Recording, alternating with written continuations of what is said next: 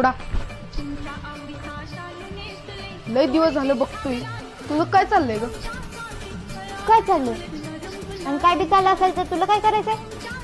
म्हणजे आपण एकाच गावातली आहे आणि तू मला पहिलीपासून ओळखतेस. चांगलंच ओळखते. मग त्याचं काय? काय नाही, तू बाहेरगावच्या पोरांबरोबर जरा जास्तच बोलतेस. अरे बापरे, तू आताच भाऊ शाळेत येऊन सरांना धमकी देतो आणि तू त्या बाहेरगावच्या पोरांचं नाव घ्यायला पण घाबरतोस होय?